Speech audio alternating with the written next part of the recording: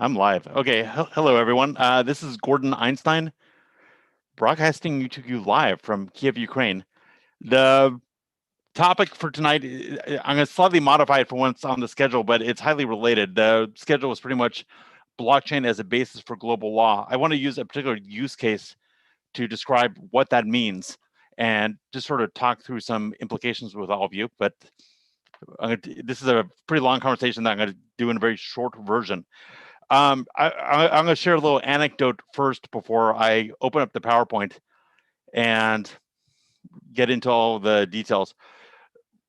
Many of you may know that I became involved in crypto and blockchain back in 2014.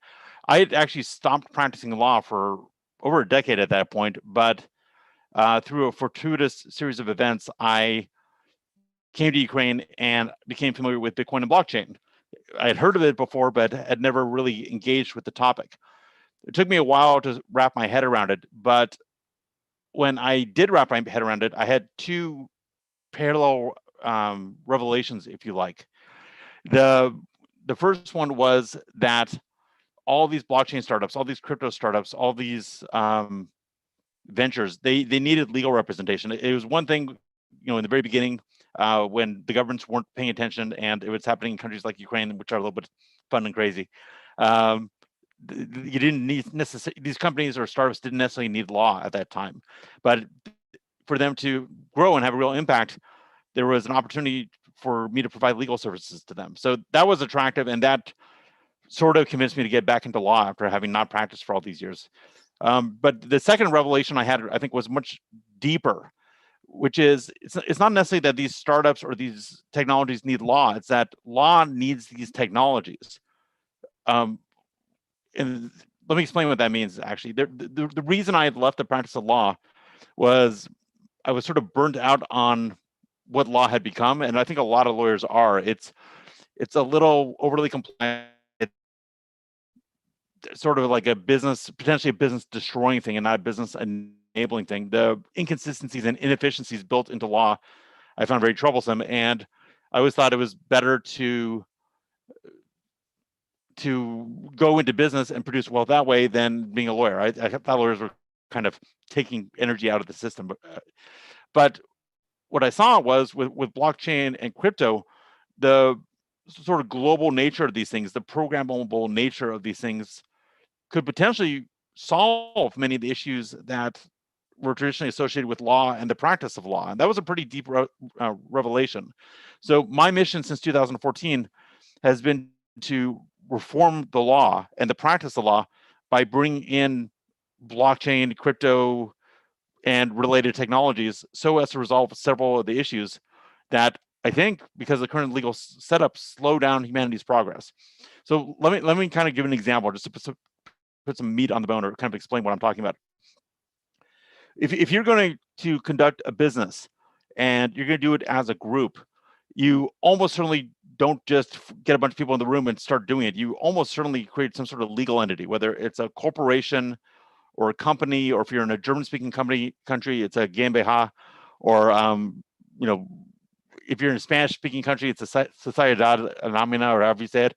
There's different names for it, but almost really every country on the planet has its own version of company law. But when you think about it, that's kind of insane. I mean, the idea of a company is a global concept, yet there's a German company and a Russian company and a Bolivian company and a Mexican company, and this diversity of law and diversity of forms is really inefficient, because if you set up a company in Mexico and you want to do business in Malta, you have to take this entity that's formed over here under one set of rules and have it try to operate in this other country with a completely different set of rules. And you have to qualify and do taxes. It's just unbearable complexity. And I'm from the United States, and we have an even more difficult issue or a problem when it comes to company law, which is, believe it or not, there may be such a thing as a German company, a German like Aktiengesellschaft, but there's no such thing as the United States company, because every state in the United States, whether it's California or Nevada or Delaware or New York, has its own corporation law. So it's not even the issue I just mentioned, where every country has its own company form, is compounded and made worse in the United States, because you can have a Delaware corporation that then needs, if it's doing business in California, needs to qualify to do business in California, And then if it's doing certain kind of things, it may have to create a subsidiary or another company form in Colorado. It just gets crazy. And I think that all this complexity doesn't really add any value to humanity's development. It in fact slows us down. And in fact, if you like, sucks energy out of the system. It causes paper-oriented professions like lawyers and accountants to make money and have good lives, but it's money and resources and time that could be spent more productively elsewhere. And so what if you could bypass, and it's very hard to reform law, and it's very hard to get the world to reform law in a sort of coherent direction where everyone's on the same page and you can finally have a global standard. I mean, it's very difficult to create global standards, and the adoption process can take years, and you have lots of negotiations and political compromises. It's just rough. I mean, logically, in the United States, there should be just a U.S. corporation, not like a Delaware corporation, but the political will for that is completely lacking, and it's nuts.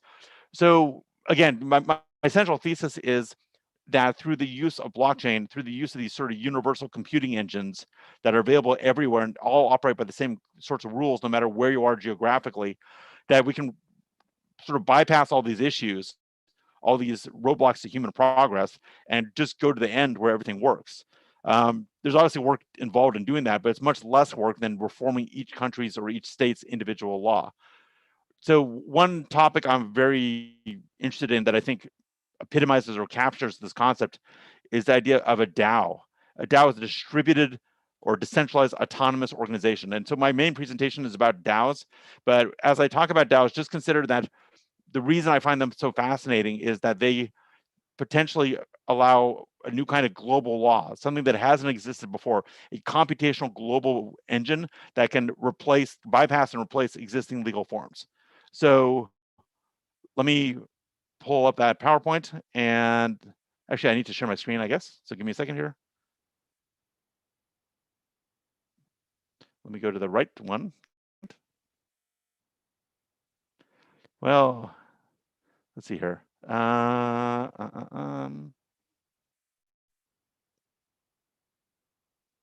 figure it out in 1 second. Give me a moment. Sure. And thank you, wonderful voice. Yes. Okay, can you see my screen? It says protecting your DAO from legal attacks. No, okay, let me try that again. So close, so close. Oh, there it is. Okay, there's that. Share. Yay, okay. Hello, everyone. Okay, so, protecting your DAO from legal attacks. How do we create this new alternative form, and then how do we make it so it survives and thrives? So let me just go down here. You don't need this. By the way, I'm a lawyer. I'm not your lawyer. I always have to say that stuff. Okay, so what is a DAO? A DAO is a decentralized autonomous organization. It's a on blockchain or on-chain way of organizing group efforts and group affairs and group governance that does not make use or does not need to make use of traditional legal forms, such as a corporation, such as a company, such as a partnership. It's a way of doing this computationally, and it's very attractive, again, because they potentially bypass many of the issues that are associated with traditional forms or legacy forms and make things a lot simpler. Also, their decentralized nature maybe to a certain extent helps them not be subject to litigation or, depending on how we want to look at it, accountability, because it's not necessarily known who's behind a DAO. It could be an anonymous DAO. When you have a company, at some point, especially these days, you do know who the ultimate beneficial owners are or interest holders are. So they're not immune to attack. So let's talk about what is a company? What is a firm? There's different theories about what makes a company a company. Of course, it's something that receives a charter from the government. Otherwise, you couldn't have a legal form in the first place. But there's another way of looking at companies, which is there's the idea of the theory of the firm. This being the idea that a firm or a business venture is really just a nexus of contracts, contractual relationships. For example, employment relationships, or employment contracts, or investment contracts or leases or insurance contracts. When you have a certain bundle of these that are coalescing along a single point, you can argue that that's a firm, that that's an economic entity. So if you start looking at firms or economic entities as a nexus of various contracts, the next obvious question, if you're involved in Bitcoin and blockchain and crypto, is, well, do smart contracts count as a nexus of contracts? And the answer is yes, of course, they might. So if an economic entity, if a firm is just a nexus of contracts, and those contracts become smart contracts, can't you then have a blockchain-based firm? That's sort of the idea. And I think the answer is yes, you can. Now, why don't we just all do this all of a sudden? I mean, blockchain technology is getting pretty good. You can run companies online. Well, the main thing is that traditional companies or legacy companies provide for limited liability, or they provide for legal personhood and limited liability. That means that under recognized law, companies and corporations that have received a charter from the government can enter into contracts. They can sue and be sued. That's important because right now DAOs cannot sue or be sued. There's no legal, and they can't enter into contracts because they're not legally recognized. So they don't yet have this full legal personhood. Also, one of the main attractive elements of companies and corporations is if you invest in those companies and corporations and you're not running them, you're not the management, you have limited liability. And if that company gets sued and all its assets get taken in a lawsuit, you as an individual investor, unless you've done something extra bad, that's the limit of your loss, just what you invest in the company, not more. So there are currently advantages to these sort of legal setups, company setups, but I think my goal and the goal of people like me is to make it so DAOs can acquire these positive characteristics, but we eschew or let go of the legacy structures that are holding us all back. So like I mentioned, why does legal personhood matter? Well, just to recap, it's the ability to enter into contracts and have them be enforced against other parties and against yourself. That's important. You can't really scale or get big unless you have legally enforceable contracts. Now, that statement's not as true as it used to be, just because obviously there's so much scaling involved in DeFi and all these other projects. But to run, once you get out of this sort of virtual space and once you get into physical manufacturing and things that happen in the real world, I'm using quotes there, you need legally enforceable contracts in order to conduct business. You need legally enforceable contracts, and you need legal personhood to have leases, employment relationships, intellectual property transactions, and insurance. And again, at the moment, can DAOs do these things? No, they can't. They can do sort of simulations of these things or partial aspects of these things, but not fully legalized relationships like, for example, insurance. So how do you handle this? What do you do now in 2021 when you want to move in the direction of a DAO, but you recognize their limitations? What's your strategy? And I'm wrestling with this every day. Well, one approach is to say, I don't care about these legacy legal forms. I don't care about legal personhood. I don't care about limited liability. I'm just going to build my DAO. I'm just going to conduct business. I'm just going to make money, and the government will never catch me, or if they do, there's not going to be a problem. And you know what? I have to say, there is actually something to be said for this approach. I probably shouldn't say that as a lawyer, but people set up DAOs and online contracts and online businesses, don't follow the legal rules, make a lot of money, and maybe they get some angry people. Maybe the government doesn't like them. Maybe they get sued individually, but they seem to come out ahead quite often. So maybe it's worth it. Maybe if it's worth it, especially if you're young and single and have no other money, and now this is the way to get money, and then you're good. It's not necessarily immoral. It's not like they're hurting someone. They're just getting rid of the traditional legal form. So, but I don't think that's necessarily where everyone wants to proceed. You want to sort of have the benefits of a DAO without necessarily running around all the rules. So there's a breakthrough project that I'm involved in right now. It's the Emerging Technology Association, and it's coupled to or related to something called the Developers DAO or the Dev DAO or DevX DAO. And we've come up with an innovative solution, which is, I think, as good as we can get right now, even though we're trying to make it better over time, which is how do we provide for legal personhood and contracts, yet also have the benefit of DAOs and the flexibility of DAOs. So we've created this thing called the ETA, Emerging Technology Association. And unlike prior attempts at this, it's not a nonprofit Swiss foundation. It's a nonprofit Swiss association. The word for association in German is a Verein. The V is pronounced like an F. And this Verein sort of is tethered to or related to the backend DAO and takes its directions from the DAO, but because it's legally recognized, can enter into contracts and can provide, we believe, liability protection for all the members of the DAO. It's sort of a neat little breakthrough idea. So this is an approach. So again, just to kind of recap a moment, one approach is to have a DAO that basically ignores the law. You can call that a pirate DAO. I think that's kind of attractive in a way, but doesn't necessarily work for everything. And then you can have sort of what I would call a tethered DAO or a shielded DAO, which is what we've done with the Emerging Technology Association and the Dev DAO.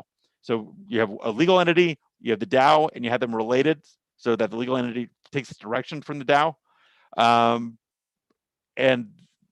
But then you can enter into contracts and do all kinds of good stuff. So this is just a real brief version. I just wanted to express the idea that, just to sort of do a big recap, there's a lot of parts of law that don't make sense anymore, that just don't work. And it's holding back humanity, this complexity and lack of certainty and lack of standardization. And it's essential, I think, for all of us who are involved in this movement to try to move beyond regular law, beyond regular treaties, beyond regular written law to computer-based law that's universal. It's all understood. Everyone's reading from the same script. Everyone's programming against it with the same tools. And to take certain ideas from traditional law, such as contracts, such as companies, such as insurance, recognize that those things are limited because of the environment that they've been operating in before, bring them over to the sort of blockchain computational world, and then expand these ideas to take advantage of the new facilities that are offered by blockchain and crypto and this global computational engine. So I think, I don't know how much of the time I used, but I think we're good. And I want to thank everyone for their attention. And please, you know what, I'll go to the last slide. If you have any questions or any comments at all, or if you'd like to get involved with the Emerging Technology Association or the Developers DAO, which is just a fantastic project. I mean, its entire function is to give grants out to developers that support decentralization. I'm a big fan, and I'm glad to be involved with it. Anyways, if you're interested in any of that, please shoot me an email at geinstein@cryptolawpartners.com. And I think we're good. And I'm going to stop sharing my screen.